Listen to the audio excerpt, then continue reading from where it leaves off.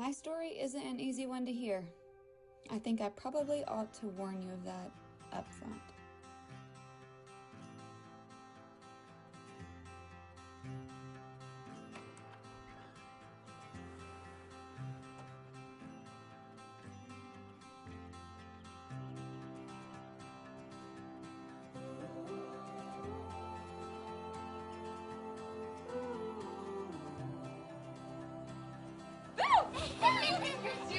You better run!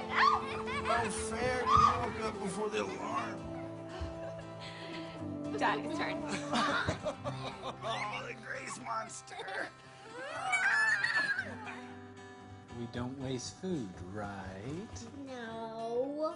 So? When it's like this, it's not food. Hi, baby. Coffee's on the counter. Thank you. Can you help us with the situation? What's the matter? Daddy didn't make the toast right. He cut it into little squares. It's supposed to be into triangles. Oh, let me see what I can do. I thought I did a pretty good job. What are you doing? This is what you call magic. See? What do you think? And that's why you're the mommy. Breakfast? I don't have any time. Mommy, you have to be nutritious. You were so right. Bye. Bye, baby. Hey, where you going? Mommy! Mommy, don't go. Why can't you stay home and play with me? Gracie, baby, we talked about this. Saturdays are Mommy's busiest day. But I promise when I get home, we will get pizza and watch a movie. Yeah. Okay. Fine.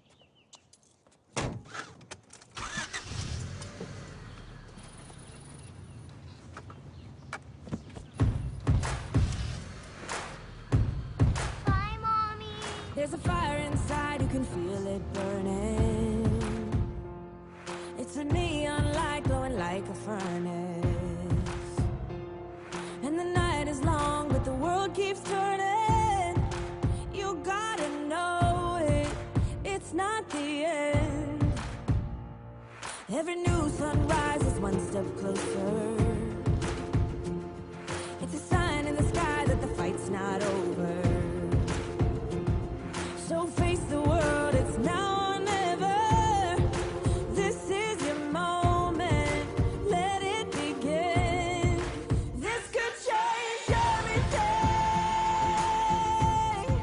Can you feel it now? Something's in the air. This could change everything.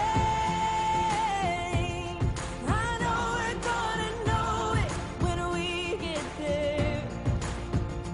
No more waiting, I'm taking the chance. This could change everything. Let it begin. I've been asked 1,000 times, were you really so gullible? Were you really so ambivalent? So naive, so foolish, so... You get the picture. My answer? Yes.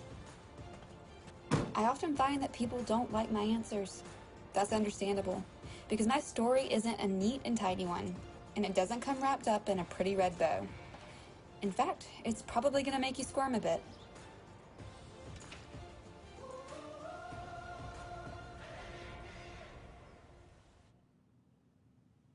Hey, Abby. Sorry to bother you, but they need an extra person in the back room. Are you free? Sure.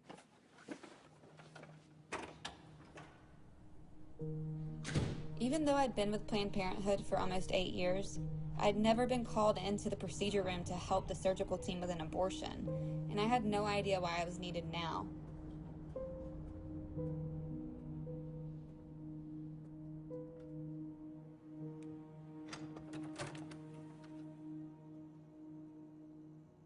Megan said that you needed some assistance. I only do ultrasound-guided procedures. I want you to hold the probe.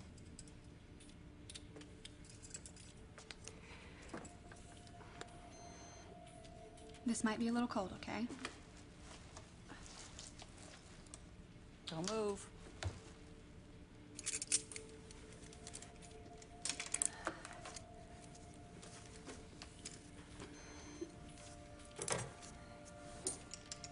take my tubing.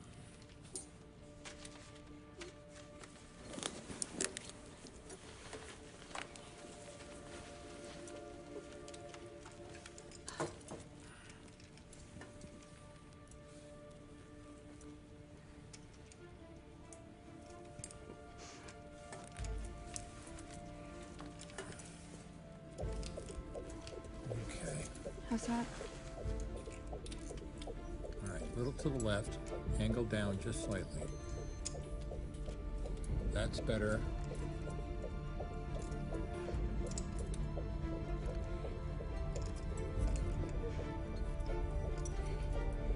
Weaker. Hold I'm on, still. stay still. Hold my arm, but you can't wiggle. When I get done, don't you? Deep breath. Just hold the probe in place so I can see what I'm doing. Okay, up there. It just moved away from the catheter. They always move. That's why I do it this way.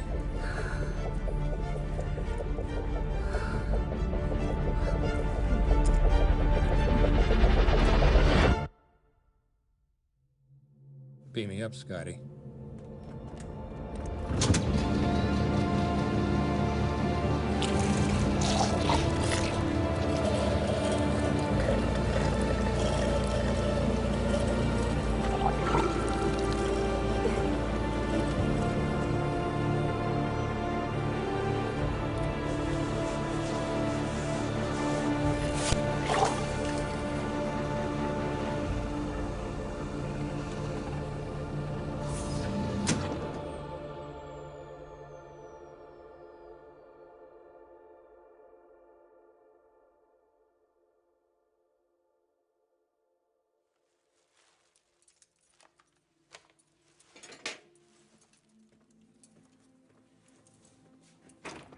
Where the hell is she going?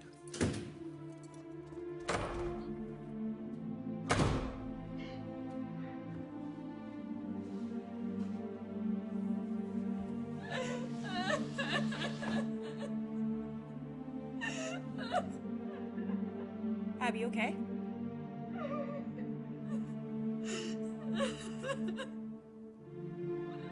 Do you need a doctor? He is the last person that I want to see right now.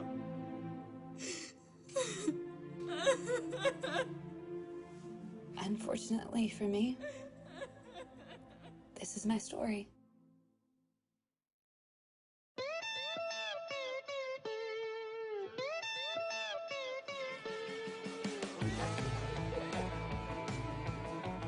I started my junior year at Texas A&M the way most college students do, wondering how I'd make my mark on the world. Howdy. Hot out there, huh? Yeah, Why don't you have a water bottle? thank you. Are you familiar with Planned Parenthood? I've heard of it. It's a women's health clinic, right? That's right. Our clinics are very important to our clients who depend on us for birth control or abortions if they need them. I don't know how I feel about abortion. My family is pro-life, so I guess I am too. Oh, I totally understand. But at Planned Parenthood, our goal is to make abortions rare. Rare? What do you mean?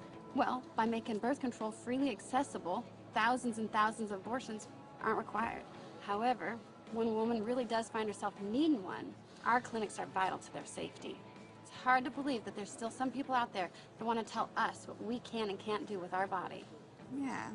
You know, I completely agree with equal rights for women. And that's what we're all about. So what's your name? Abby Branham. I am a junior studying psychology. Nice to meet you. I'm Jill. I work in community services at Planned Parenthood. And we do need volunteers because many of our services are free or low cost for our clients. Okay, sign me up. I left campus that day as a proud champion of women in crisis. So why didn't I call my mom and tell her the good news? Because I didn't think she'd understand how the work I'd be doing wasn't going to increase the number of abortions, but decrease them. How's this for a brilliant insight? Never trust a decision you don't want your mom to know about.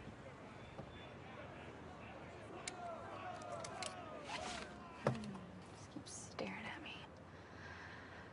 It's okay. You're just here to check it out, and if you don't like it, you don't have to stay. Hi, are you Abby? I am. Hi, I'm Summer. Summer, nice to meet you. Nice to meet you too. Here, put this on so everyone knows you're with the clinic. I'll hold this for you. So really, is this normal? Just ignore them. When a client shows up, we head for the car immediately, so there's someone waiting when she opens her door. When she opens it, start talking right away. About what?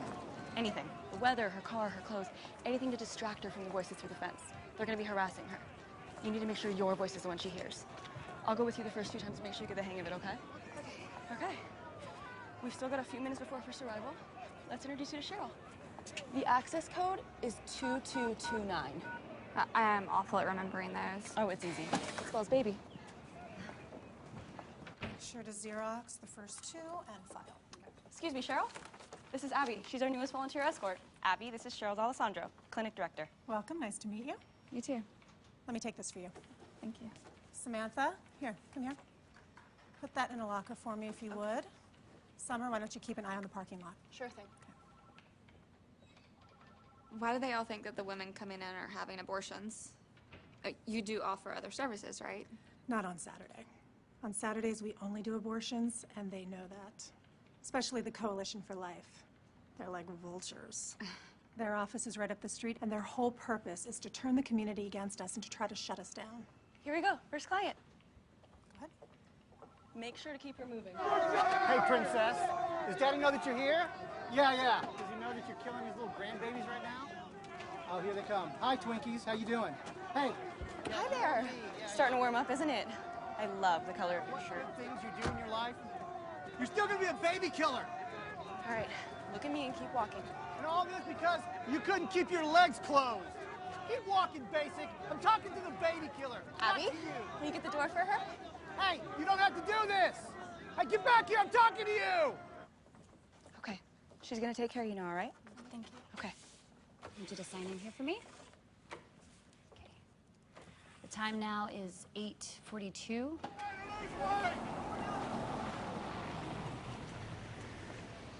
Okay, your turn. Hi, I'm here from the Coalition for Life. We know this is a really hard day for you. We're here because we care about you. Hi. Good morning. How are you? Good. Nice weather, right? Yeah. Don't mind Your little baby already has a beating heart, and she loves you with all of it. What you're doing right now doesn't seem like caring to me. I'm sorry. Come on. Just get you inside, okay? Just walk through that door.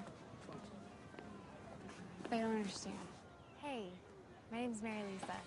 I'm with the Coalition for Life, and we just wanted to let you know that we have other options for you if you're interested or if you want to talk.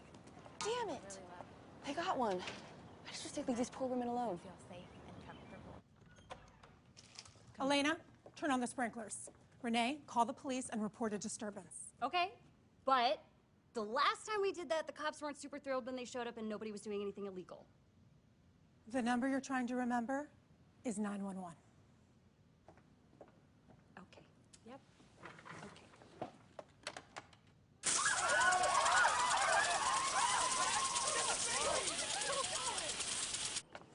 When my shift was over, I couldn't wait to get out of there. Hey, I don't think I've seen you here before. No, it's my first day. Can you tell me why you're volunteering? I don't know if I'm coming back, so I'm just checking it out. Can I ask your name? Abby. Abby. Mm-hmm. Abby, you do know that they perform abortions here, right?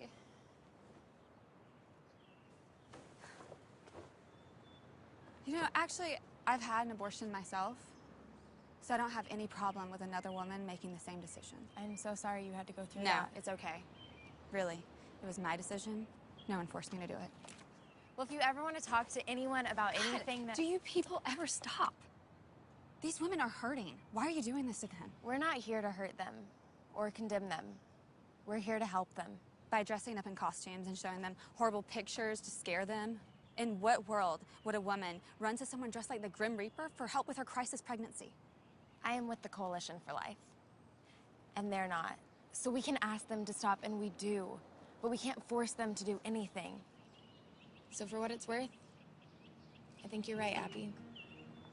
Doesn't help. Mary Lisa, leave her alone. Abby, get in your car.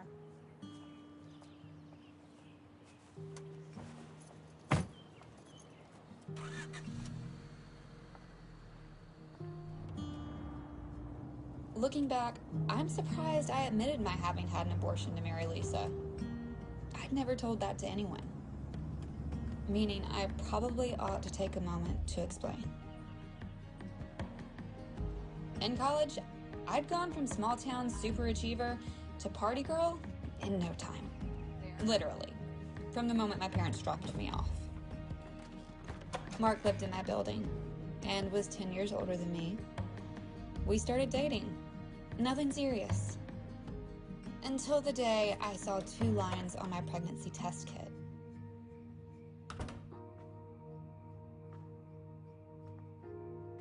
Hey, it's all right. It's all right. We'll take you to a clinic and take care of it. What do you mean? I know a place in Houston. How do you know a place in Houston? Naturally, Mark didn't have the $500 it would take to get it done. Neither did I. So I applied for my very first credit card. I kept thinking, I can't tell my parents about this. They can't know I'm having sex. They can't know I'm pregnant.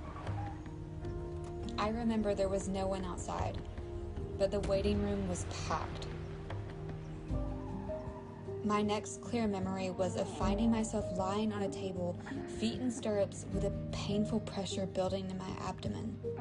I could hear myself groaning, but it sounded distant. You're fine, honey. Just relax. I remember waking up slumped forward, sitting in a hard plastic chair. My chair was one in a line filled by the girls who'd been in the waiting room with me. Some were staring at the floor. Some were rocking with their arms wrapped around their bellies. Some were softly crying. I was handed a few crackers.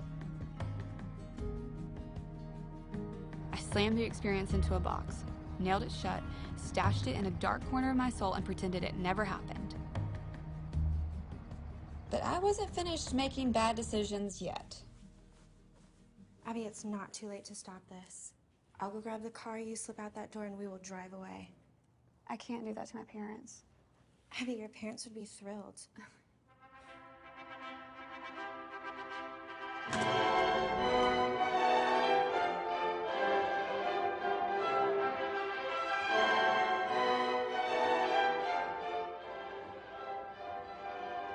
Smile, Daddy. I'm trying. To call our marriage a fiasco would be an insult to fiascos. The last straw was a year later on Valentine's Day. Mark decided we'd celebrate by making sandwiches. But later that night, after we'd gone to bed, he slipped out of the apartment to be with another woman. I filed for divorce the next day, anxious to be free of this man, feeling like I already was, until a few weeks later, panic and grief overwhelmed me. I didn't want to be connected to this man in any way. And if I were to have his child, I'd be connected to him for the rest of my life. So my next visit to the clinic wasn't as a volunteer escort, but as a client. I never saw the ultrasound image. But the nurse practitioner told me I was 8 weeks along, which made me eligible for a chemically induced abortion, better known as the RU-486 abortion pill. The cutoff was 9 weeks. It seemed more private, less invasive, more natural. So I handed over $400 and took the first pill. Tomorrow, whenever you're ready, you're gonna take the 4 pills in this little brown bag. That's misoprostol. It's gonna just gently empty out your uterus, and there's gonna be a little bleeding, but nothing more than like a heavy period. And if there's any cramping, you can take some ibuprofen. Okay, you're all set. Have a nice day. The next day, I did as I was told. I ate a light lunch and took the pills inside my brown bag. I was told I would probably start bleeding in about an hour. In the meantime, I made myself comfortable in my bed.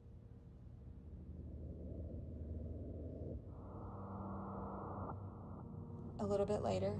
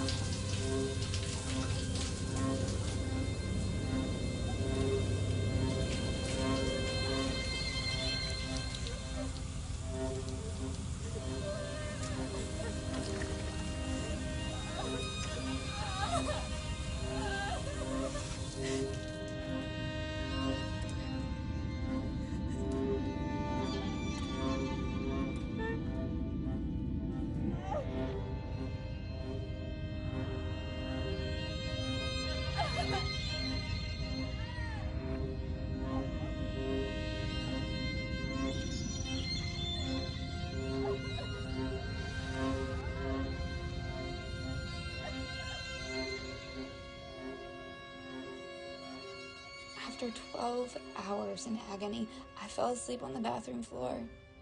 It occurred to me that this was the way I was going to die.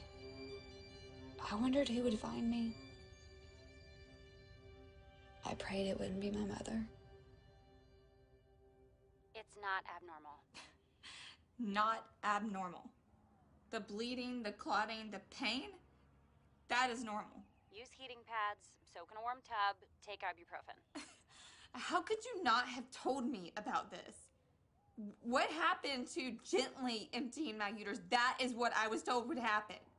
Look, I'm sorry, but I have another patient. 8 weeks passed. 8 weeks of blood clots. 8 weeks of excruciating cramps. And when it was finally over, my anger had disappeared only to be replaced by self-loathing. Meaning, I no longer blamed Planned Parenthood for everything that happened. I blamed myself. It doesn't look like we're gonna get Dr. Palmer on Saturday, but I can call Dr. Wagner. That sounds good. Give him a call. Abby, hi. We haven't seen you in a while. Yeah, I've been busy. Well, it's good to have you back. By the way, we have an opportunity I think you might be perfect for. Really? Howdy. Are you familiar with Planned Parenthood? So there I was, proudly waving the Planned Parenthood banner. And 6 months later, after I graduated with my degree in psychology, my cause became my career, despite the disapproval of virtually everyone in my life. The way I see it, the real issue is viability. At that point, the fetus could live outside the womb, but before that, it's just undeveloped tissue that couldn't possibly survive on its own. Abby, how can you say it's okay to abort at 8 weeks, but not at 24? Viability keeps changing as medical science improves. Are you saying that the measure of what's moral or immoral changes as medical science advances? What I'm saying is that I'm not going to apologize for doing a job that helps women in crisis. I love my job. I am committed to doing it. It is who I am. It is part of what makes me me. Take it or leave it. Fair warning, Doug. Dr. Dobson's book, The Strong-Willed Child, was one of the first books I ever bought. I still own it. All right, who's up for dessert? Abby, sweetie, why don't you help me?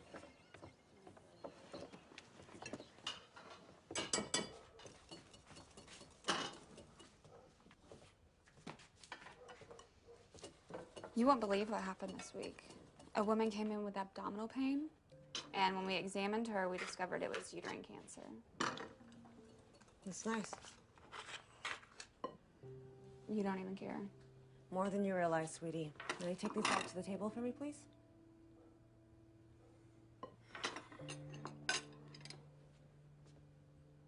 Okay. Right now, I need you to listen to me and not say anything. I know you don't agree, but to your dad and me, you were our baby from the moment of conception. I know it's not how you feel, but it's how we feel. You don't like where she's working, I can't stand it. but you still want to marry her. Oh, absolutely. Well, ain't love grand?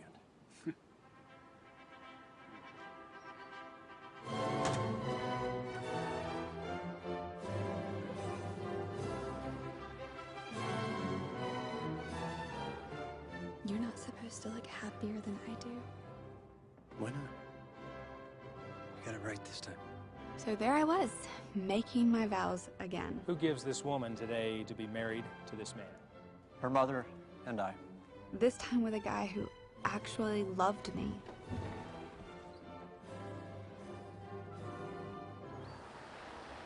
We do have other days that we can volunteer or other shifts like this if one that works out for you, but just 1 second, hold on. Abby! Hi, Mary Lisa. Any sign of the Grim Reaper? No, thankfully. You look really nice today. Well, thank you. I am the new counselor. Well, I am sure you are going to be the best counselor they have ever had. Friend? Fiance. Oh. Yeah. She makes me come here. Liar! He was out here praying most Saturdays. All he did was change it to every Saturday. Well, congratulations, you two. I wish you every happiness. Thanks, Abby. At this stage, between 6 and 8 weeks, it's just fetal matter. A lump of tissue, not much more than a polyp or a blood clot. So he's not a baby yet? No, not at all. And you can't feel any pain? None whatsoever. That's a concern for a lot of women. And to be honest, it was a concern for me too. But the one thing that all experts agree on is that at this stage, the fetus can't feel anything. There's still a part of me that isn't sure. I know. Trust me. Nobody wants to have an abortion. Not like they want a new car or an ice cream cone. But most of the women who sit in that chair already know that this is a pregnancy they aren't prepared to deal with. It just takes a little time to realize it. Assuming that you want to go forward, the procedure we'll be performing is called a vacuum. About that time, Doug and I decided that we wanted to make worship a part of our lives. We found a church that seemed to be a good fit, but most Sunday mornings, I just felt left out in the cold. For you created my innermost being.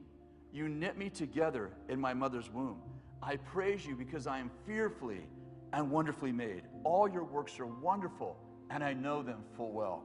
What's awesome about this passage is that we see that in the silence of the womb, God is still forming and fashioning people in his image and in his likeness. Yeah, I know exactly how you feel. I mean, I'm Catholic, and on Sunday, I heard a sermon about abortion. I don't care what anyone says. I know that I'm doing God's work here. Well, you guys will never guess who knocked on my door last night. Who? Sean Carney. Shut up. Wait. Sheriff Woody at the fence? That's Sean Carney? Oh, yeah. What did he want? Oh, it was so weird. I opened the door, and I recognize him. I'm like, I know who you are. And he recognizes me, too, and he gets all bashful, and he's like, well, we're just doing this simple campaign. We're trying to get people to pray for an end to abortion for the next, 40 days. And I said, 40 days? Like Noah in the flood, 40 days? Stop. I did. I know. And he's You like, are horrible. You would have said the same. I would have said the same. Okay, hold on. Yeah. How many doors is he knocking on? Try and guess. You can't. 25,000. Where? Yeah, everywhere. Everywhere. How is that even possible? What does that even mean? You think he's lying? No, a kid like that doesn't know how to lie. That's true. Pro-lifers are so serious.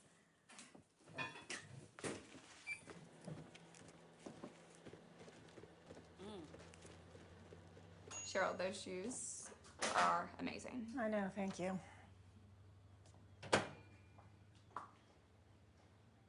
really fit here. Thank you. Are you enjoying it? Yeah, absolutely. You know what? I think it's time for you to take the next step. I'd like you to meet me in the POC room in 5 minutes. Okay. Did you hear that? Mm-hmm. I really fit in here. Mm-hmm. Do you know what POC stands for? Products of conception. Pieces of children. Hope you had a light breakfast. In our facility, the POC room was the holy of holies. Most of the staff never set foot in there. After a surgical abortion, each fetus had to be carefully reassembled in a petri dish to make sure that none of its parts were missing. Because if they were, it meant that they were still inside the patient. By the end of the day, there'd be 30 or 40 dishes, and the doctors would have to sign off on each one. I want you to see something. Go ahead.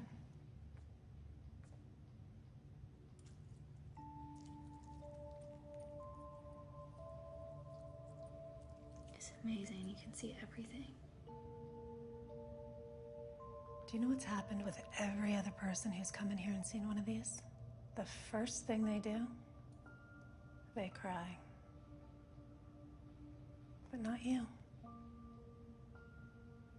That's how I know you're the one. Very soon I'll be called up to Houston, and someone will need to replace me here. Personally, I'd like it to be you.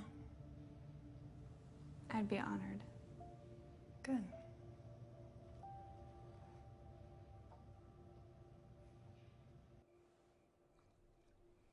Babe, are you sure you're not pregnant? No, I am not pregnant. Okay. What makes you think that? Nothing in particular. Doug, I counsel pregnant women every day, so don't you think that if I were to conceive, despite being on the pill, that I would be aware of it? Yeah, you're right. Forget I said anything.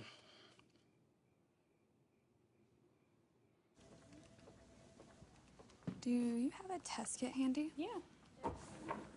For who?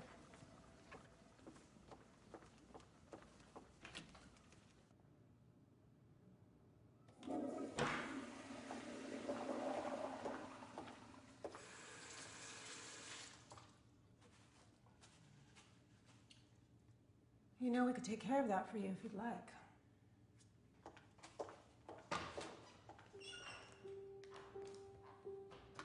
What? Honey, that's wonderful. I didn't even know you were trying. We weren't. Well, sometimes the Lord just has a plan. There's no chance. Don't worry, Mom. I never would have told you if I wasn't sure. You could be a grandpa. Hey? Hey, girl. Oh, we couldn't be more proud of you. And you're committed to carrying this pregnancy to term. I am. We are. We only have so much time, so much energy. If you choose to spend it elsewhere, there's less of you for here. I'm only telling you this for your own good. I understand. But once this baby's born, I promise I am back on the pill, and maybe this time it will do its job. Look, I already warned Doug, we are one and done. So, in the meantime, do you want to move me to the lab or recovery? No. Don't you think it'll make women uncomfortable once I start to show? No. If anything, it will encourage them to abort. One of these was just administered in exam room 3, and this is from Dr. Stevens in room 1. Listen to Abby says. Rob, Christina, hi. Abby, I am so glad you're here. I really appreciate you helping us out with this. Oh, don't worry, we're gonna take great care of her. Hey, it's okay to be a little bit nervous, but there's absolutely nothing to worry about. Thank you. Come on, I'll get you checked in, okay? Go. My parents are really pressuring me to do this. But what if I'm still making a mistake? You're not. Okay, high school is no time to start raising a baby. Just relax. The doctor's gonna be in just a few minutes, okay? Can you stay in here with me? Sweetie, I would, but I am just a counselor. They don't want me in here during the procedure. The whole thing will take just a couple of minutes, and I will check in on you in the recovery room, and I promise you that everything will be okay.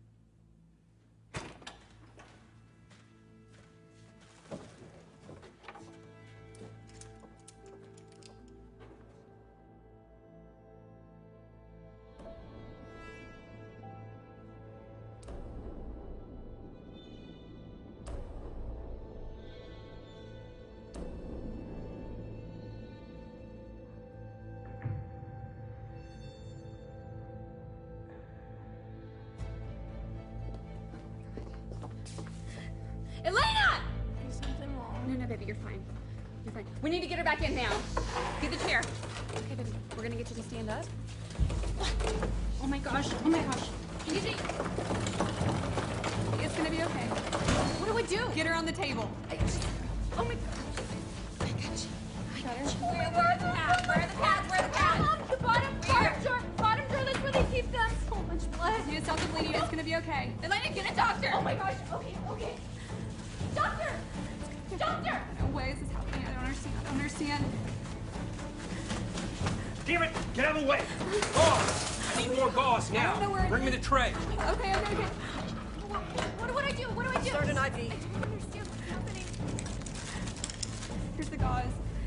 Stop. Make it stop. She's so pale. Completely What does black. that mean? What does that mean? What does that mean? It's full of blood. She's dying! Oh my God! This isn't one job. This is what I do. Oh. Her pressure is 60/40. Pulse is ready. She's going to need a transfusion.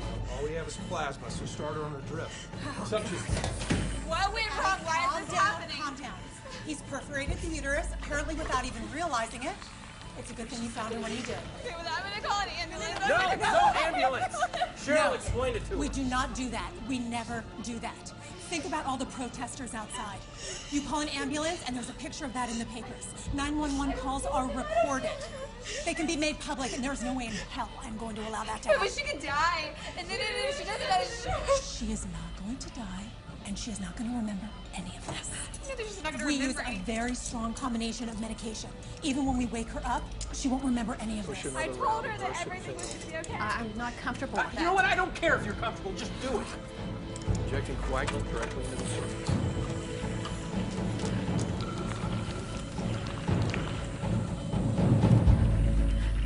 See? Everything's under control. Her pressure's dropping. I'm not leaving. I'm not leaving until she's okay.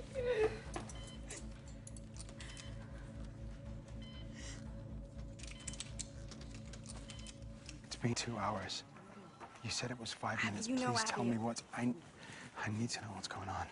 Please Okay, help I'm gonna me go back and find check. out what's I'm happened to gonna my go daughter. back and check. I'm sure everything is okay. Okay? Will you please? I'll be right back. Thank you. Okay?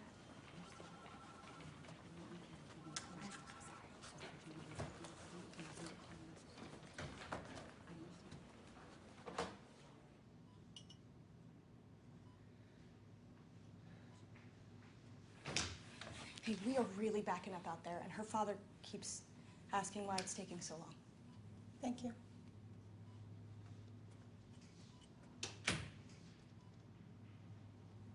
Abby? If you're going to run this clinic one day, I need to trust that you're not going to panic at the sight of a little blood. Now go out there and reassure him that everything is fine.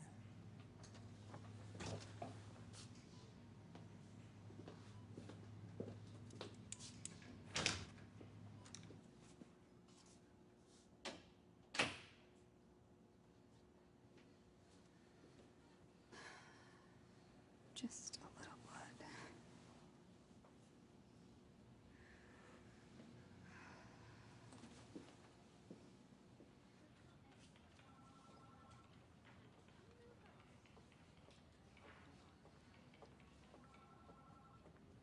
Rob? Hey, Christina's fine.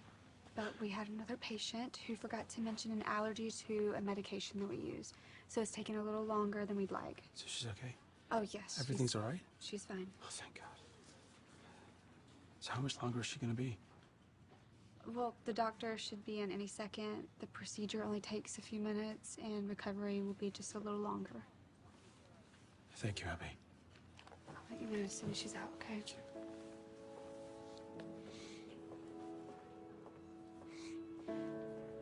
It took the doctor almost another hour, but he finally got Christina stabilized. My name, and I will answer all you need is here inside my arms. Just breathe, and you'll be safe and sound with me. Rob.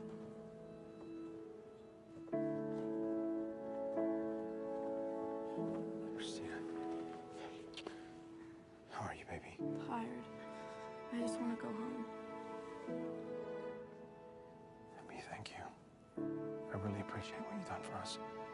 I'll not forget it. Thank you. Let's get you home.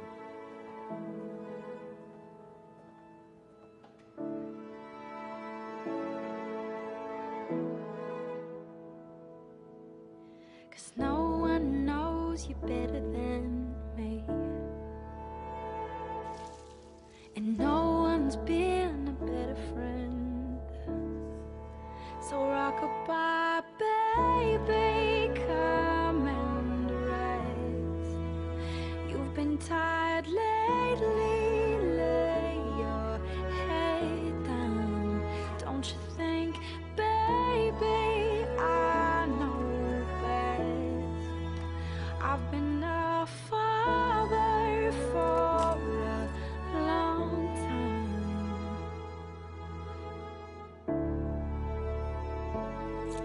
We are all locked up. Everybody's gone. Mm-hmm. Recovery room? Empty. And Cheryl?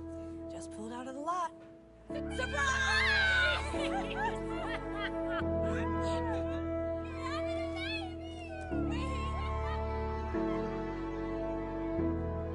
And later that afternoon, after terminating 38 pregnancies in the space of 4 hours, we spent 2 hours celebrating mine with cake and flowers and baby gifts.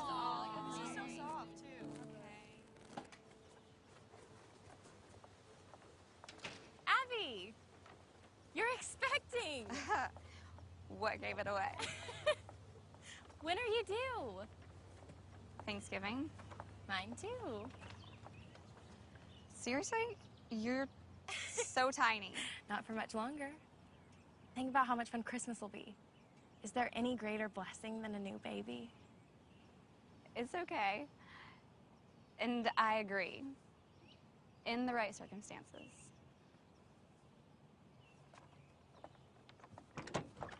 Good to see you, Abby. You too.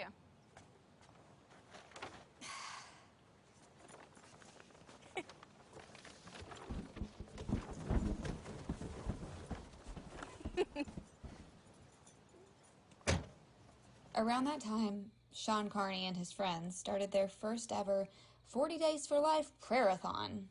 24 hours a day, 7 days a week, there were people praying outside of our clinic. These are extremist zealots that will stop at nothing to restrict a woman's right to choose. So, are you concerned for your safety and that of your staff? Yes, absolutely. Violence is a real Cheryl was beside herself, but I didn't pay much attention. I was otherwise engaged.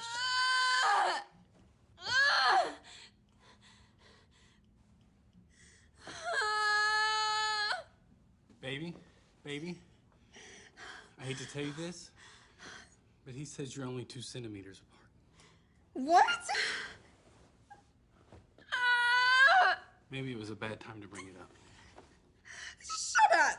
Just stop! Don't touch me! And a mere 22 hours later, 2 centimeters! I gave birth to a precious baby girl. We named her Grace. He's downstairs. He hadn't seen a poopy diaper in a long time, and I think now's the perfect time to show him one. Oh, you'll love that. Are you looking forward to being home? For the next 8 weeks, I am. Don't you think that child needs you? And she'll have me. Cheryl's being promoted and transferred to Houston. She wants me to be the director of the clinic. I would be the youngest director in Planned Parenthood history. It's not the kind of opportunity you just pass up. Abby, I don't know what you want me to say. I'm proud of your accomplishments. I am. But I can't pretend to like your choice of career. Have you thought about the fact that as the director, you'll actually be in charge of the abortions at your clinic? Don't you see that as different from counseling women about their choices? Sure, but now I can make ours the best clinic in the entire affiliate. And decrease the number of unwanted pregnancies. This is my chance to make a real difference. Mom, what's wrong? I guess I hoped that Grace's birth meant the end of all this. But, obviously it doesn't.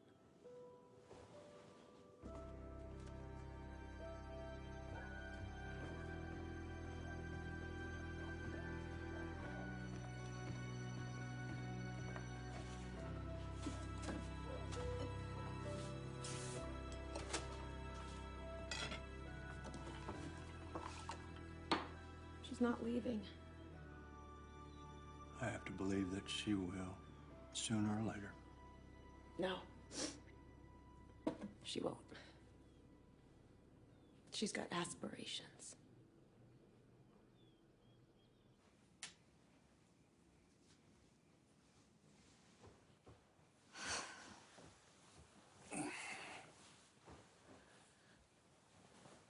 Babe, are we ever gonna sleep again? No. But you're the one that gets to get up tonight. I get up every night.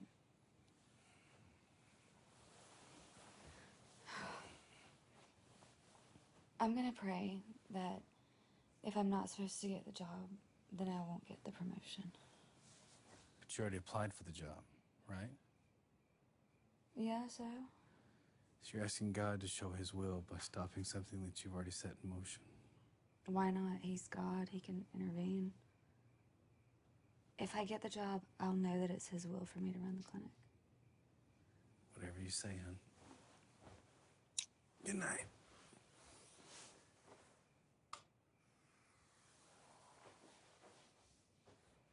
The next day, I got the promotion. From now on, no more harassing the protesters or calling the police unless we've identified someone as dangerous. Wait, so we're just gonna give the anti-choicers a free pass? We're going to treat them with respect and expect the same in return. And definitely no Planned Parenthood, this is Renee. No more letting them get under our skin or losing our tempers. We're doing a good thing here. And the best way to reinforce that isn't with words, but actions. Okay. Okay, ma'am. Of course. Abby, there's a woman circling the block right now, and she can't come in because somebody's filming outside. This is the third complaint this morning. I'll take care of this. Ma'am, I am so sorry about that. My boss is on it right now. Are you getting everything? Uh-oh. Hi. Hi, Abby. I hear you've been promoted. Yeah. I don't understand if you're not anxious to congratulate me. No, actually, I was thinking that the women coming in here will finally have someone who cares about them running things. Is this your camera? Yes. I need it gone. I'm sorry, but we can't do that. Sure you can. Just take it off the tripod, pack it up, and take it back to your office. Abby, we've been accused of a lot of things, some of them criminal. This camera is our best evidence that what we're doing is peaceful and non-confrontational. Sean, this is not the way that you want to start out our new relationship. Okay? Just angle it away from the fence. That's all I'm asking. Can't do it. We need to see what's actually going on. If there's ever any question, we need it to be clear. Sometimes I don't mind you guys. But this morning you're really pissing me off.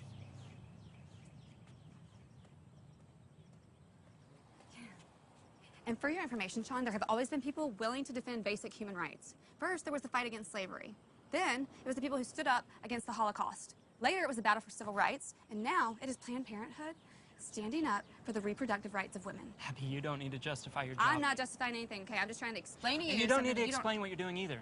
The truth is, you've just cited 3 examples of injustice: slavery, segregation, and the Holocaust. That can only occur when a whole segment of the population is dehumanized. And that's exactly what Planned Parenthood does to the unborn.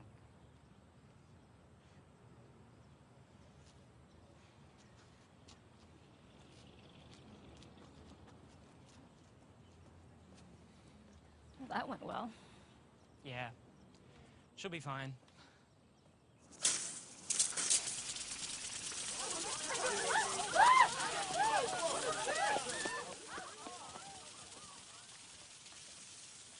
What are you smiling about? You gotta give her this. She got us to move the camera. Part of my job as clinic director was selling abortions, and I was really good at it. You know those guys who try to sell you timeshares in places you never even heard of? They had nothing on me. But Jane, you're 8 weeks pregnant. You've already spent $150 on an ultrasound. If I book you today, I'm authorized to credit that towards the cost of your procedure. But if you walk out this office, then the soonest I can book you again is 2 weeks from today, and at 10 weeks, the price goes up $100, plus you lose a discount. Choosing to wait is going to cost you an additional $250. So is there any reason that we shouldn't go ahead and schedule your appointment today? You take credit cards, right? Absolutely. Okay, can I put you on hold, please? Okay, thanks. I'm not doing this. This is all you. Hi, this is Abby Johnson. I'm the clinic director. Do you have a back parking lot? One where, like, I can't be seen from the street? No, I'm sorry, we don't. All of our parking is out front. Is there a problem? No, that's not that big of a deal. It's just that my family's outside the clinic praying. They know that I'm coming in today, and they're trying to talk me out of it. Okay. How about this? Park as close as you can to the door, and I will come out and escort you in.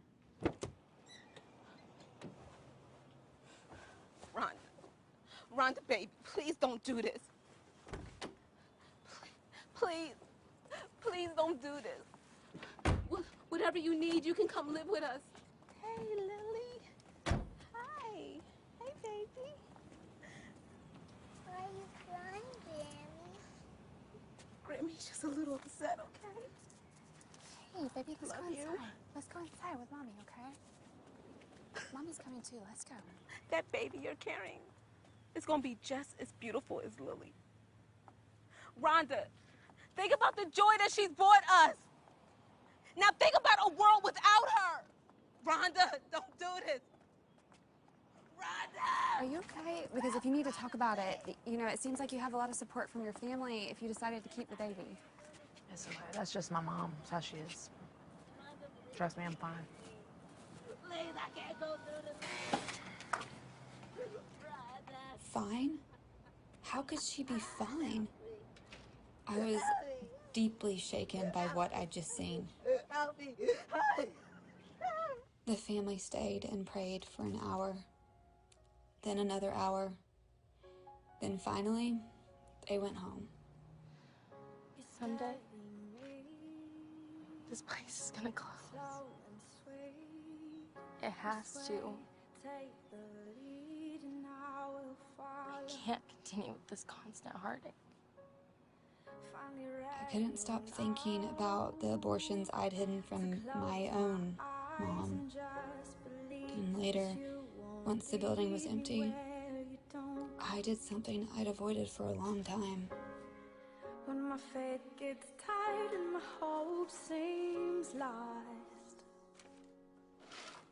you spin me round and around and remind me of that song, the one you wrote for me.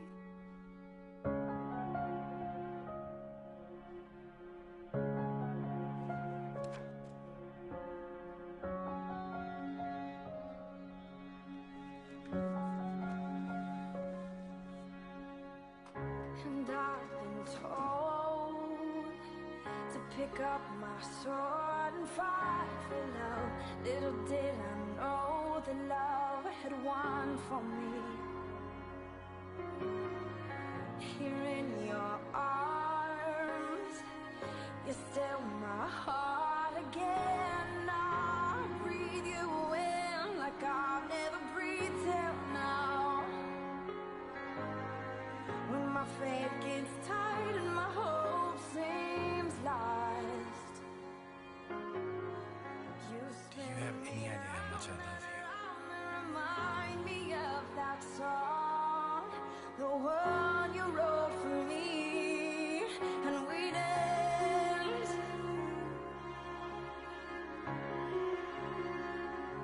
Oh,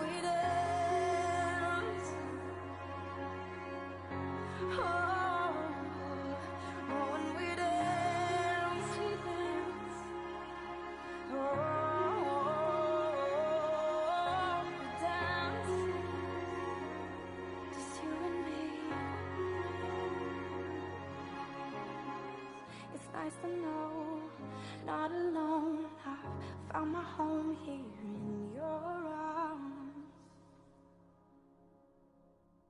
For a while, life settled into a predictable routine. Looking back, it was like a calm before the storm. A really big storm. Mention Houston and hurricane in the same breath, and people immediately think of Harvey. Not many folks remember Hurricane Ike, which is really weird given that when it landed, it was the third most destructive hurricane in U.S. history. And what made Ike even scarier was that it was headed straight for us. Are you watching this? You need to contact all of your scheduled clients and tell them to stay home. But we have 40 women depending on us. Some of them can't wait another 2 weeks. It'll be past the cutoff. Can't we wait a little longer before canceling? No. If anything were to happen, we could be sued. We cannot afford the liability. I mean, at this point, half of Houston's already packing up to leave. What if I bring in everyone early, I rebook the doctor for Friday instead of Saturday, I have everyone in and out by 3 p.m.? I don't know if that's a good idea. We have to call all the clients anyway. We'll give them the choice. Rebook 2 weeks from now or come in tomorrow. Do it. Thank you. Major wins and loss of power, potentially for several million customers. We absolutely cannot be here on Saturday. Wait, why? The building's solid, and we have a backup generator. But traveling is going to be impossible. With falling trees, down power lines, not to mention the flooding. Plus, it's probably going to be illegal to drive by tomorrow night. We need to call every woman on this list. They can't come on Saturday. I'm hoping to rebook them for tomorrow. Tomorrow. I'm bringing in 2 surgeons. We're running procedures in both rooms simultaneously. Everything needs to run like clockwork. We don't have time to make mistakes. Once the last patient is through recovery, we're gone. No paperwork, no cleanup. We bolt the door, race home, and hunker down. But to make this work, we're going to need everyone's help. So are you guys in? Yeah, I'm in. Whatever you need. Yeah. Let's do it. Okay, then let's divvy this up and get started.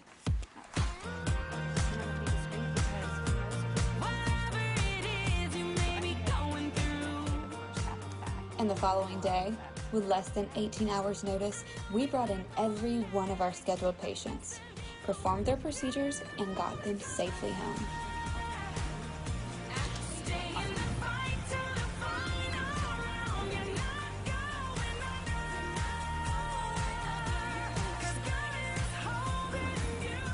Including 2 women whose loser boyfriends bailed on them while they were inside.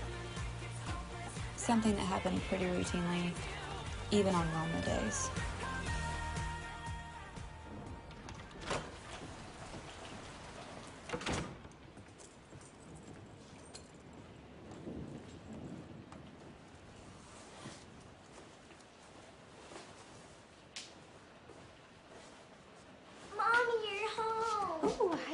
Mommy is wet.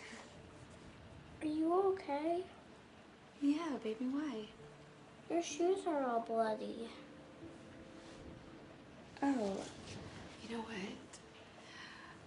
Mommy was helping a lady at the office and she had a nosebleed, but I took care of her and she's all better now. Okay? Guess what I'd really like to do right now? What? Have a tea party. Just you and me. Yay! I'll go get it all set up.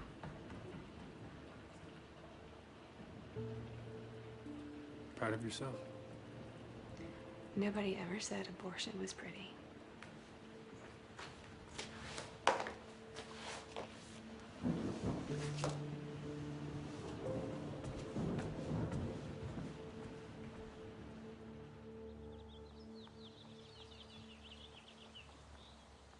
Our first order of business is to present Planned Parenthood's Employee of the Year Award. And the award goes to Abby Johnson.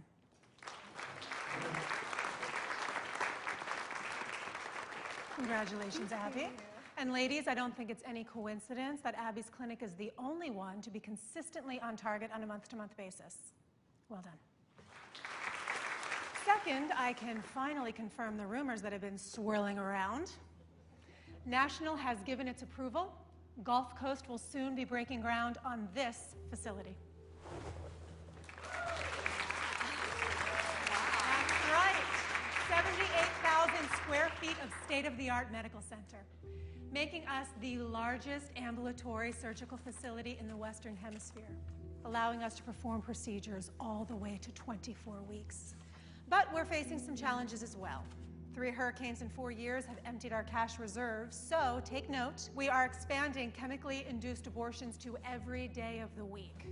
Now, take a look at the learning packets in front of you, if you would, and there you will find that each of your clinics are being assigned growth targets to double last year's totals on elective terminations. Has she lost her mind? Better on chemicals than surgicals, with no doctors cutting into our fees, we are going to... Abby? Well, it's just that abortion has never been my main priority. Just look at our mission statement on page 3. To provide a comprehensive range of reproductive health care and sexual health information through patient services, education, and advocacy. That's what I'm committed to doing. So if our stated goal is to decrease the number of abortions by reducing the number of unwanted pregnancies, then why are we being asked to double our abortion count? Why don't we turn to page 4? Thank you.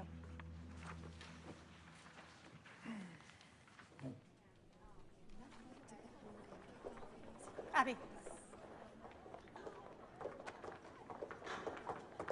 Frankly, I am shocked at the way you sabotaged me in there. Is this how you thank me? For all that I have done for you? Sure, I wasn't No, trying Abby, let me explain something to you. Fast food outlets look to break even on the hamburgers they sell. That's all they do, is break even. Do you know how they make their money?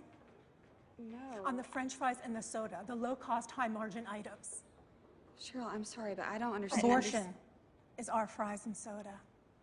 But somehow you've just decided that it's no longer your priority. Abortion is what pays your salary. It pays for your matching 401k, your 4 weeks vacation, your ample sick time. Abortion is what pays for all of it, for you and your family.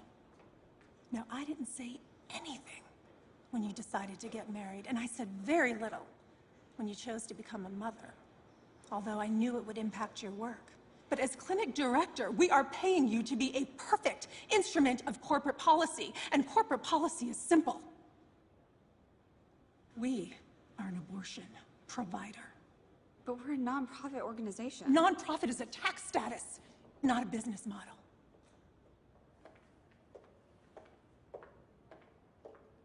Can you believe that she humiliated me like that?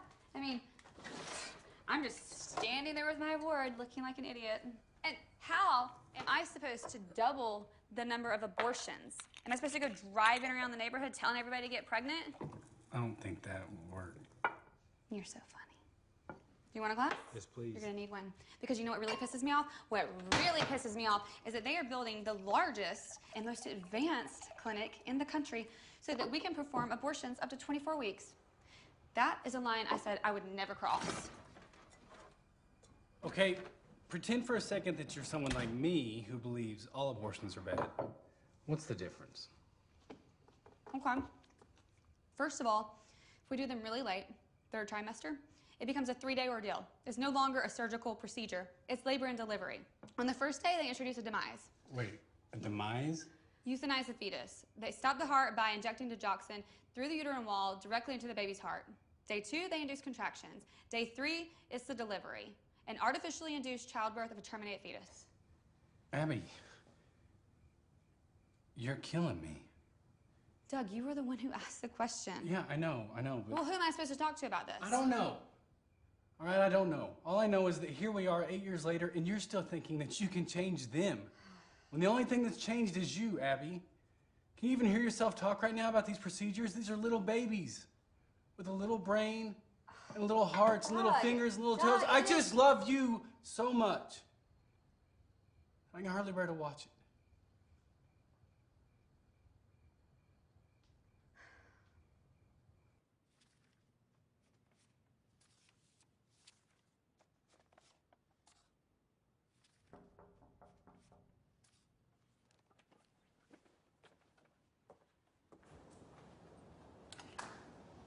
Hey, you. You need a break. We need a break. I would love to, but I have a lot of work to do. You only get 1 day off a week. And I'm not gonna let you sit here slaving for Planned Parenthood. So grab your things. We're heading for the most thoroughly awesome Mexican food on the planet. And if you play your cards right. I might get lucky. Actually, I was thinking I might throw in nachos, but hey, I'm okay with your suggestion. I bet you are. I'll be right back. One pumpkin ale for you and a margarita for you. Guys, I'll be back in a second to take your order. Here's your menu. Pick out something real nice, because I know what I'm going with. All right, so then what are you having? Only the biggest, wettest, nastiest carnitas chimichanga ever to come out of that kitchen if I have anything to say about it. So how about you? Well, step aside, mi muchacho, because I am having, are you ready for it? The chocolate caramel dulce de leche dessert nachos. What? Toast to that. This is good. Thank you. You're welcome. Pace yourself, though. We're just getting started. Oh, is that right? Okay, so what is next? I'm thinking a film festival at our place. Heads, you get going with the wind. Tails, I get the Goonies. No, I knew you were going to say the Goonies. I am not watching those kids It's go a through cult puberty classic. again. No. Give it a chance. No, okay, all right. We will compromise and watch 300. Is it any wonder why I love you? 300 it is.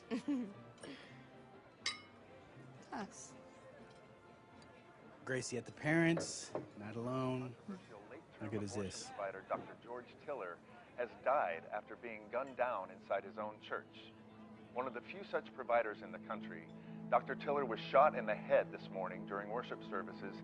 Police say they are searching for a suspect to offer protection to other appropriate people and facilities around the nation. The 67-year-old Tiller had offered abortions for more than 3 decades, performing by his own estimate roughly 60,000 procedures. Dr. Tiller was the medical director of Women's Health Services.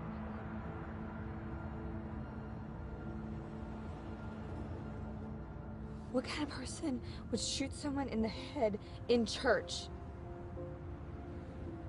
Doug, I knew him. He had a family. I know, Ab.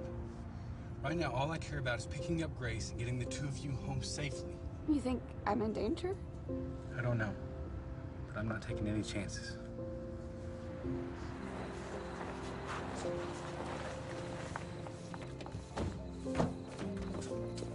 You're okay, sweetheart? I'm fine, Mom. Ready? Wait, don't you think it makes more sense for you to spend the night here?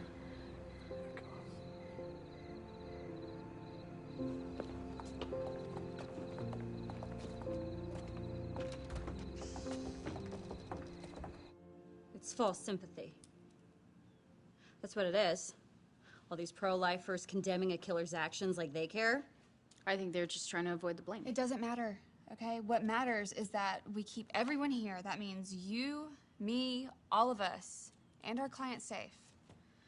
We need to pay special attention to anything that seems out of place. Planned Parenthood, this is Renee. It's Houston. For you. This is Abby. This is Susan. From HR. I need you to come to Houston. Can you drive down this afternoon? It's kind of short notice. Is this about Tiller? No, Abby, it's about you. Cheryl and I would like to meet with you. Okay, I'll be there as soon as I can. Corporate wants to meet with me.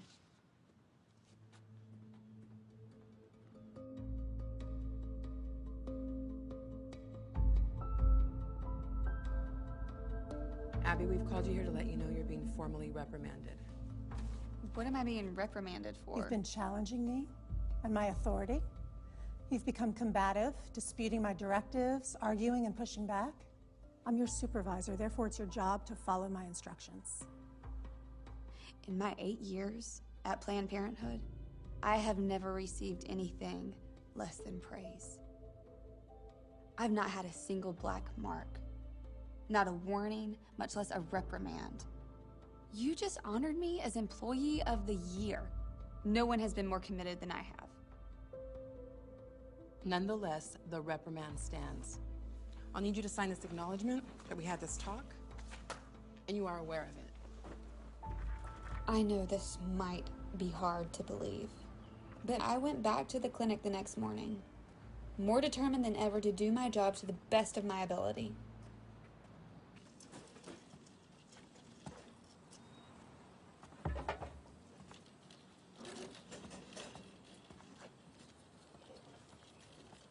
Is that what I think it is? Afraid so. Do you mind if we pray over it? I don't know about that, man. Please? Look, I'm not some kind of monster. I'm just a guy who drives a truck. We'll be quick. We'll stay on this side of the fence. Okay.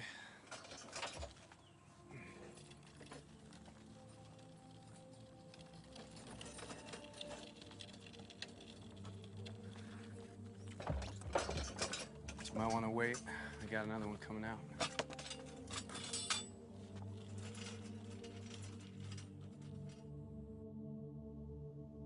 Hey, Abby. Sorry to bother you, but they need an extra person in the back room. Are you free? Sure.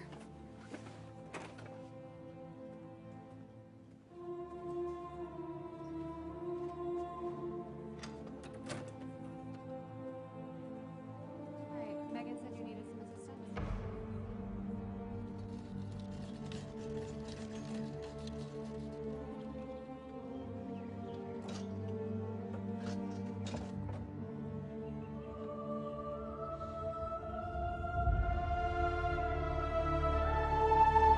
Lord, we commend the souls of these hundreds of children, whose true names are known only to you, to your keeping. For we know they are with you, now and forever. We pray for healing for the wounded mothers and fathers. And Lord, we pray to end the sin of abortion.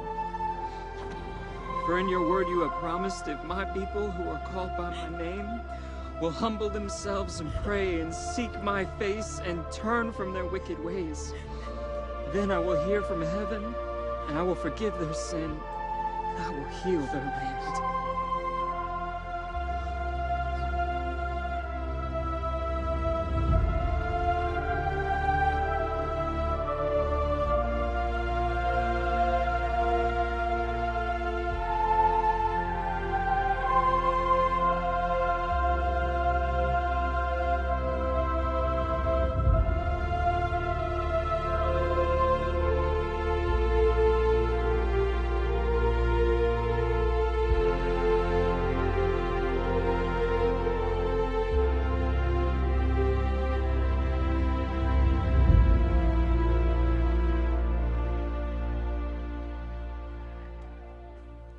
Abby Johnson is in the other room. Here. She wants out.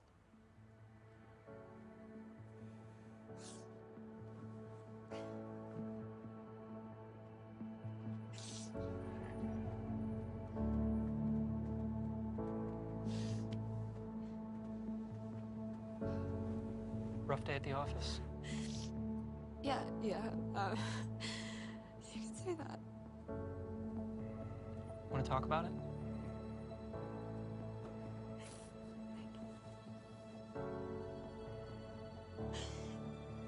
I saw it. And it moved. And it was like it was twisting and fighting for its life. It was tiny, perfect little baby. And then it was just gone.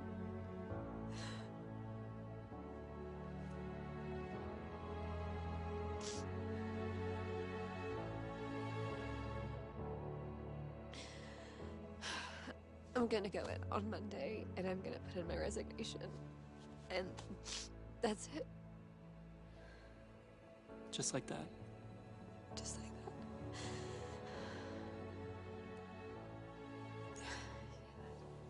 I don't ever want to be a part of an abortion again.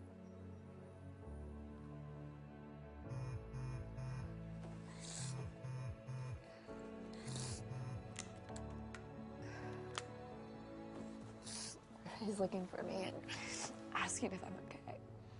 How long have you been gone? Almost an hour. On a Saturday? Won't that make them suspicious? They would never guess I was here. They wouldn't understand. Abby, we can help you find another job. We've always told you we're here to help. We can help you or anyone at the clinic who wants to leave. Are you serious? You would really help. Yes, of course. In the meantime, don't tell anyone that you're done with Planned Parenthood. Don't underestimate the repercussions of this. You gotta be careful. Got it? I'll walk you out the back. Less chance of anyone seeing you.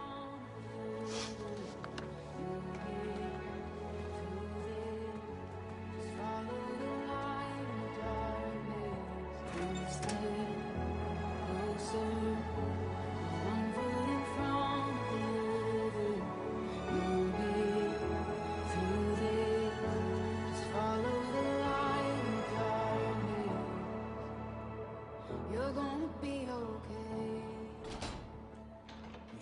Here you go. I know, but look, here's 2 more edges. That may be all we need. We're close on that. Hi, baby. Is that it right there? You will never guess where I was today. Sean's office? How could you possibly know that? I don't know. It's just that with the conversations we've had and all that's been going on lately, I figured you might reach out to him at some point. That, plus the look on your face.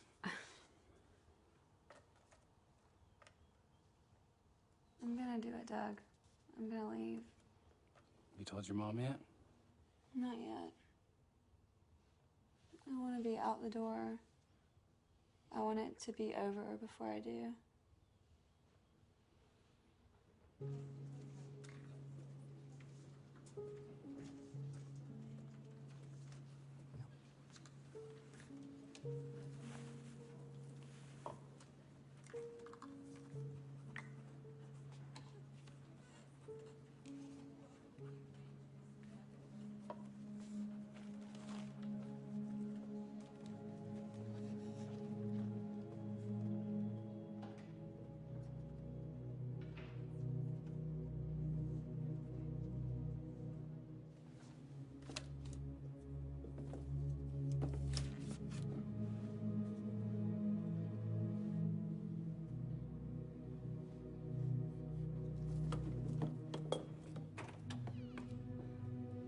Abby, what's wrong? Megan, I need to tell you something. You have to promise not to tell anyone. Yeah, no, I won't. I'm leaving Planned Parenthood. I have to get out. I can't be a part of this anymore. You're leaving? I went over to 40 Days for Life that day. They were so amazing. They just sat and listened while I cried. And they're really gonna help you? Yeah. They are. I mean, no judgment, no condemnation. They're even gonna help me find another job. So, when do you leave? Today. I know Cheryl is going to lose it when she finds out. But I'm gonna type up my resignation, and at 5:01, I am sending it to HR in Houston, and I am gonna walk out that front door like any other day. Are you gonna tell Taylor too?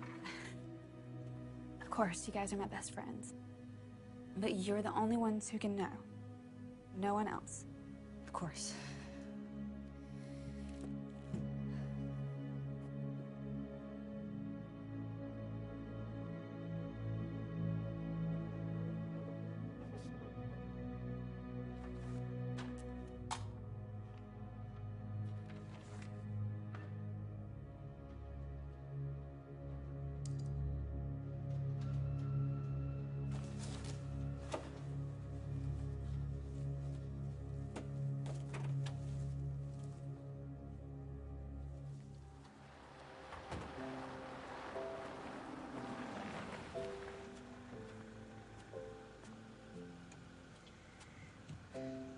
So this is it. How's it feel? Like I just got out of prison. Hey. See ya.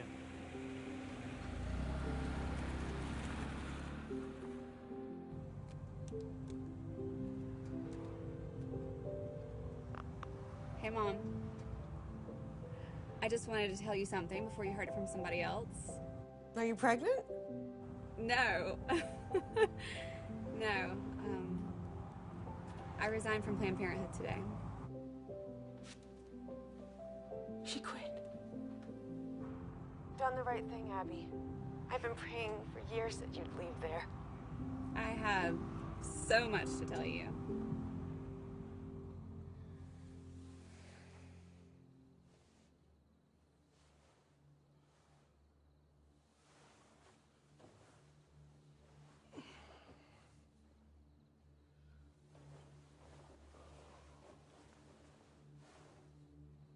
Abby? Abby, it's the middle of the night. What are you doing up?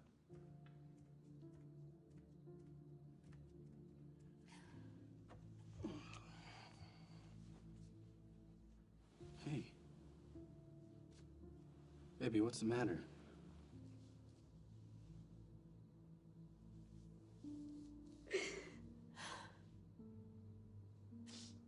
I have been complicit in over 22,000 abortions.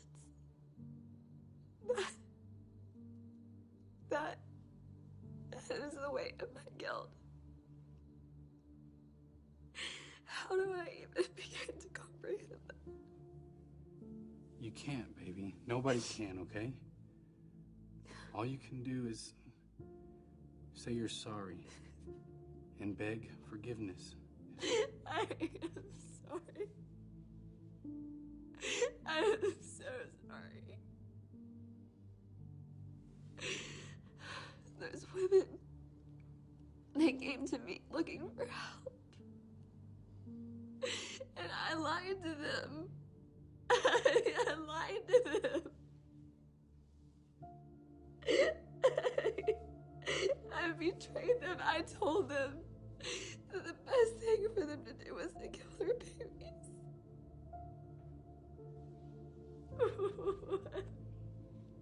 What have I done? You did what you thought was right, baby. No, why do I feel so ashamed? Abby, look at me.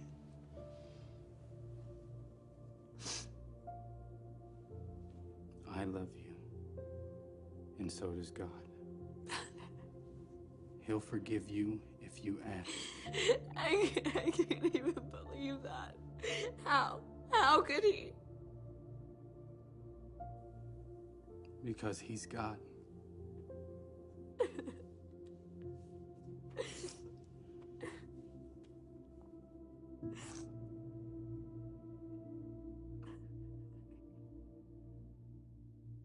I spent the next 2 days ugly crying. Day 3, I woke up and headed straight for Sean and Mary Lisa's office. Blame it on my Texas roots, but I couldn't show up empty-handed. Abby, what are you doing here? Here to help. Any way I can. And I brought donuts. Here we are, drinking coffee with Abby Johnson. Okay, well, if you guys think it is weird for you, just imagine how I feel. Abby, I am so glad you're here. It should have been this way all along. You know, I gotta admit, sometimes in the midst of all the hours on the fence, I was beginning to wonder if we were doing any good. Most of the time, we just prayed, and it didn't seem to matter. Trust me, it mattered. Why do you say that? Sean, I was the clinic director, and anytime that you were out there, my no-show rate climbed, which is why I was so annoyed with you. Seriously, it wasn't just us, though. Planned Parenthood's own statistics show that if someone's praying outside the clinic, it can go as high as 75%. Are you serious? I am serious. It's like this dirty little secret they don't want anyone to know. When women see you praying, they just suddenly decide not to show up. And they circle the parking lot and never come in. Meaning, most of the lives that you save, you never even know about. Which is why I need to go to the fence. Abby, I really don't think this is something you should be doing yet. But it's something I need to do. Hi, my name is Abby Johnson. I used to be the director of this clinic. I quit because my conscience wouldn't let me stay. I just want to talk to you for a minute, please, just a minute. Please? I guess.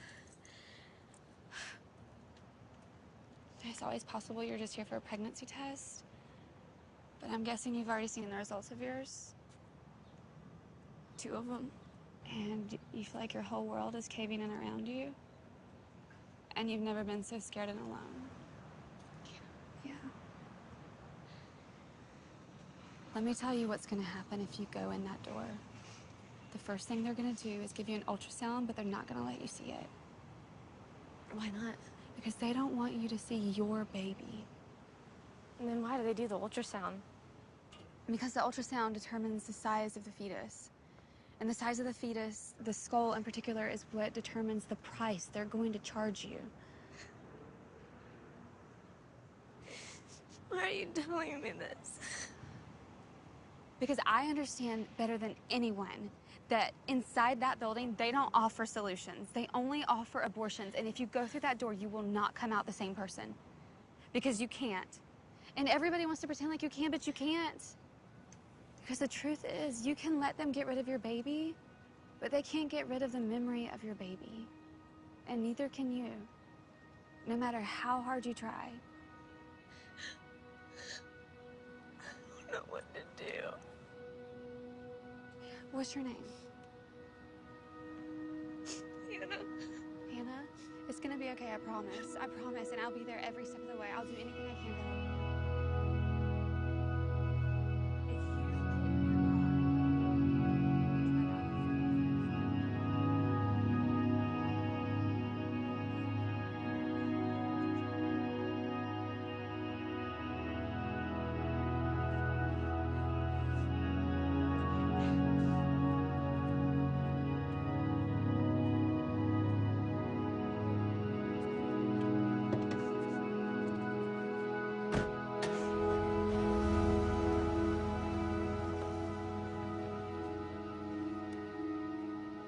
Bravo. Let me guess. Former clinic director describes the mechanics of fetal dismemberment complete with all the tools involved. That's not what it was like. You know what? It doesn't really matter. You've become a traitor, Abby. Some of us are still loyal to the cause. Some of us still believe in protecting a woman's right to choose. And those of us who do, we are a part of a billion-dollar corporation with lawyers and lobbyists and media experts on staff. Have you ever seen the names of our donors? Soros, Gates, Buffett. That's who we have. Who've you got, Abby? Cheryl, what you are doing is wrong. Is it? America wants abortion, which is why we exist and why we will continue to exist long after you and your newfound friends are gone. Oh, yes, I know all about them. Did you honestly think that we wouldn't find out? No one has ever turned on us like this before, Abby. Which is why National is going to make an example of you. So congratulations. You've managed to make an enemy of one of the most powerful organizations on the planet.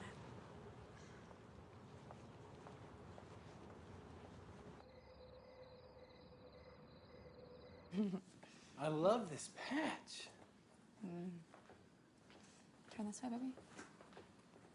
Do you remember what I was telling you earlier about what Cheryl said? It'd be kind of hard to forget. Yeah, well, now Megan isn't returning my phone calls and her phone number has been disconnected. Uh-oh. Can we go now, please? Does mommy look like she's ready? No. No. And you need to go get your ladybug wand upstairs. You still up for this? Absolutely. I am not letting Cheryl or Planned Parenthood ruin Halloween for our kid. Or you. I'm serious, babe. Whoever created this holiday deserves a medal. We get to dress up, act stupid, and people give us candy. How cool is that? You do realize they give Grace the candy dog? Yes, but she knows Daddy's involvement is crucial She's still new to this, whereas I bring decades of experience. Arg, milady. Okay. Daddy, All right. let's go! Can you take this one so I can call Sean? Sure. Okay.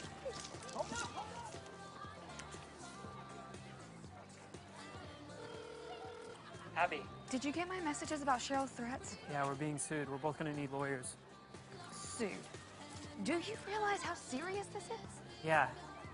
And I just realized you're 100 feet away from me. Abby! Hun, why don't you go ahead while I talk to Abby? Bye, Pumpkin. Are you sure about this? Yes. We got served right before I left work. There's a lawsuit from Planned Parenthood, plus a restraining order to keep us from saying anything public. Yours will probably arrive on Monday. When were you planning on telling me about this? Figured I'd let you enjoy trick-or-treating and then give you a call. What are we gonna do? I've already talked with Jeff Paradowski. I believe his response was, I'm in, baby. Wait.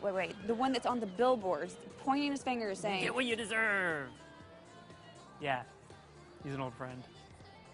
Okay, you realize that attorneys cost money, and I just left my job. Jeff isn't in this for the money. He's in this to help fight abortion. He's willing to cut into his Saturdays and meet with us tomorrow morning.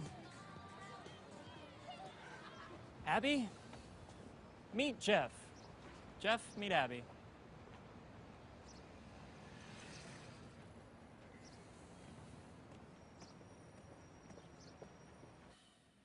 So, they're claiming that Planned Parenthood and its patients face imminent, irreparable harm from confidential information you've improperly disclosed, or are about to disclose. That's nonsense.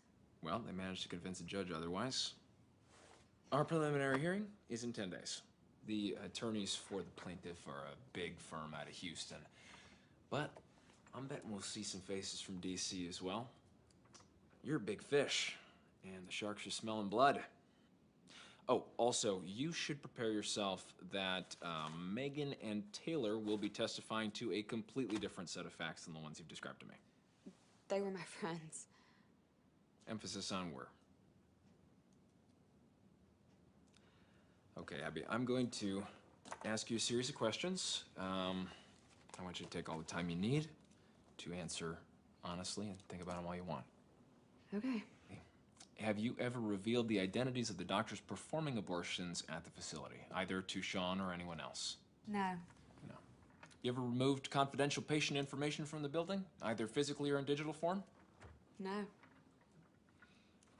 Have you ever taken or removed anything from the building? Just an old vacuum cleaner. But the one at the clinic broke, and we had a tight budget for equipment, so I brought mine from home. But when I quit, I wasn't gonna leave it there. That and a plant. But my mom gave me the plant. Okay. Did you threaten Megan or Taylor if they didn't look to resign from Planned Parenthood? No, how could I? I wasn't even their boss anymore. Which brings me to my last and most important question for you. What aren't you telling me? Nothing. You sure? Because if there's something that you're hiding, I can guarantee it will come out in court. So, if there's anything that I need to know, now is the time to tell me, but we still have the time to figure out how to deal with it.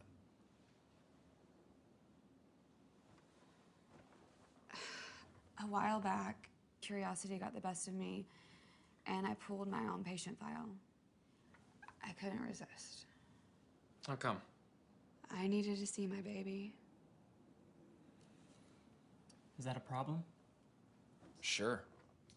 For Planned Parenthood, if they try to make an issue out of it, I mean, trying to paint her like a criminal for wanting to see her own file, we can only hope they're stupid enough to try something like that. So, what's our defense? She's innocent. That's it? That's our defense? Yep. We are so screwed. Abby, don't complicate the issue. Look, their complaint's emphasis on potential future harm tells me they're light on actual evidence. Let me make it easy for you. They've got no case. You don't know these people like I know them. Planned Parenthood will go to any lengths to destroy someone that they see as a threat. Abby, there are two words in the English language that are very powerful if you put them together in court. Do you know what they are?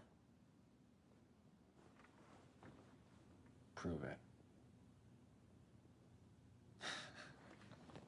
Trust me, I got this. So there I was, scared out of my mind, After all, it's not every day you take on a corporation with global outreach to 189 countries on every continent except Antarctica. Jeff looked like he didn't have a care in the world. Sean was nervous. Doug was my rock, and my mom was... Sean! Well, my mom. Thank you for getting my daughter out of there. Wow. And here I was afraid that Abby was going home every Christmas for the past 8 years, bashing this evil Sean person. Oh, she did. But I read between the lines, which is why I knew I'd love you. Thank you. You're welcome. Okay, hugging is done. Let's go kick some ass. What are you hoping for in today's outcome? I would like to see justice served, obviously, and for people to I just want to go over there and tell those people what is really going on. Well, you're not going to. You're under a restraining order. So let me get this straight. First, they sue us even though we did nothing wrong. Next, they gag us with a court order. Then they hold a press conference so they can say whatever they want, and we're just supposed to stand here and be quiet. That is not fair. Fair is something you give a cab driver. The law is something entirely different. I really regret being forced to take this matter to the courts. It's the last thing we wanted to do, but honestly, our priority... Is it wrong that I just want to go over there and punch her in the face? Yes, Abby, it's wrong. So, this was absolutely It's my job. Okay.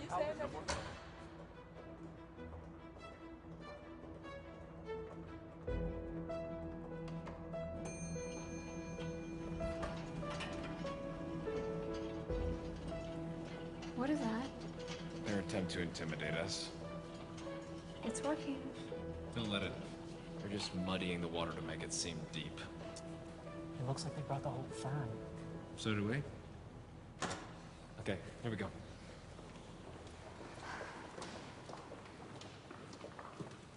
Something about your lawyer seemed familiar. And then I realized he's the guy from the billboards, right? Well, good for you. Looks like you really are gonna get what you deserve.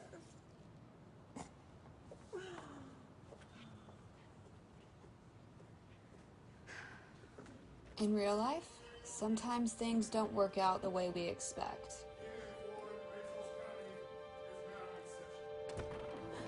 If this were just a movie instead of the story of my life, then this would be the part where there'd be an epic battle fought on my behalf, full of twists and turns and a come-from-behind victory at the last moment. But that's not what happened. And thank goodness for that, because I don't think I could have handled it.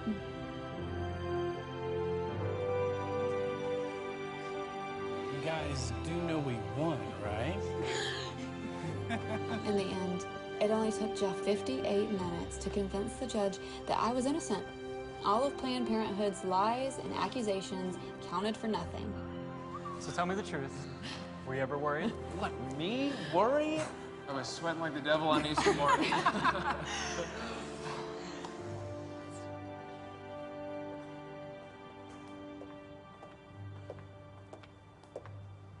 This isn't over. Sure it is. Were you not paying attention?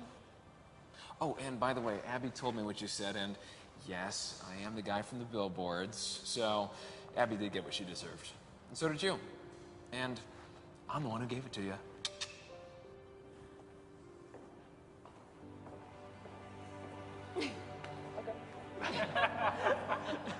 And that would have been the end of my story, except for...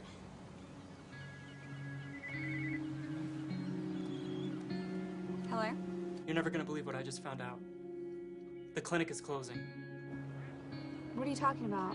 The clinic. Planned Parenthood is closing it down for good. Sean, are you sure? Yeah, I just got a memo across my desk. Sean was right.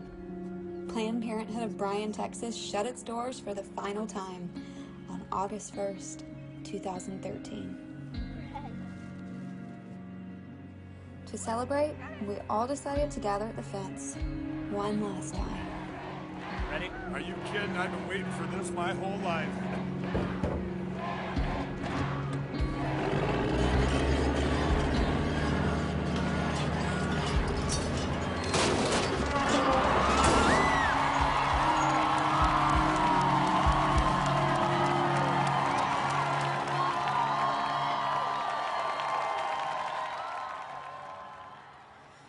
In my hand, I hold 2 roses.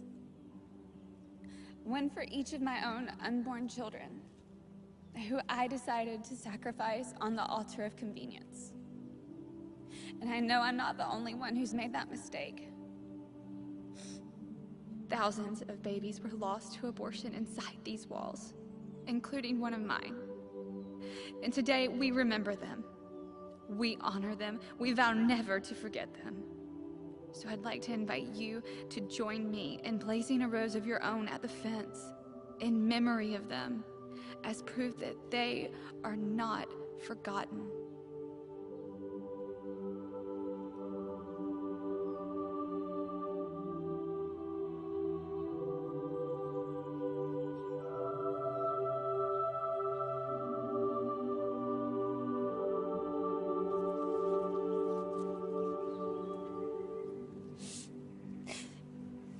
You know, I wrote a letter to you both. Somehow the words don't matter. Because all I want you to know is that I love you so much. And I'm sorry. I'm sorry that I didn't fight for you. That I didn't love you enough then to keep this from happening. I think about you every day.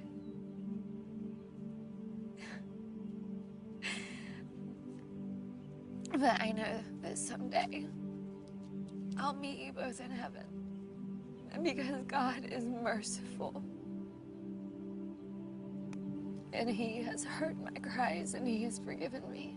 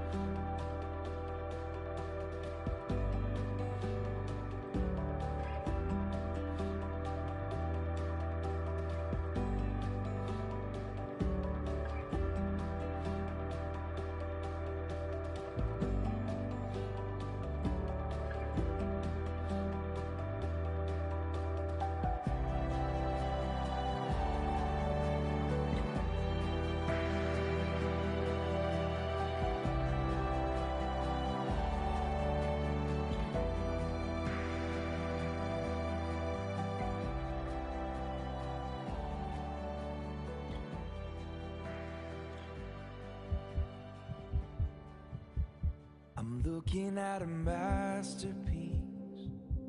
I'm staring at a work of art. I'm listening to a symphony in every beat of your tiny heart. You used to be a choice to make, but now I think you've chosen me. 'Cause I see 10 fingers, 10 toes, 2 eyes, and I know this is meant to be.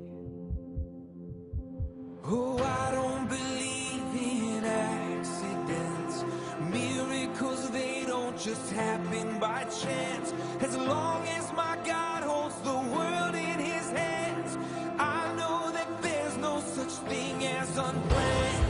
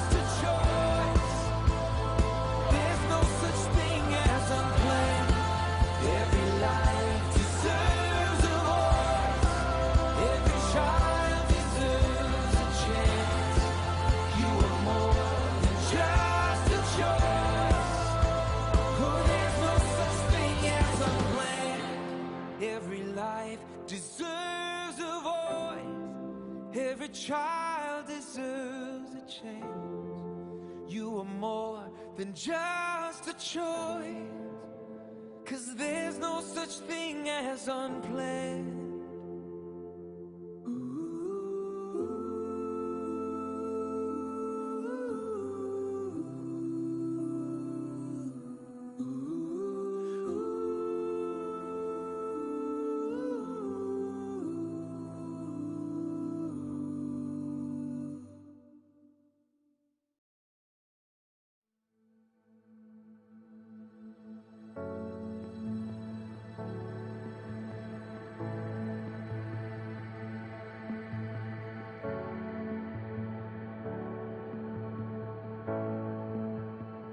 I know it's all you've got to just be strong. And it's a fight just to keep it together, together. I know you think that you are too far gone, but hope is never lost. Hope is never lost. Hold on, don't let go. Hey, hold on, don't let go. Just stay one step closer, put one foot in front of the other. You'll get through this. Just follow the light in the darkness. You're gonna be okay. I know your heart is heavy from those nights, but just remember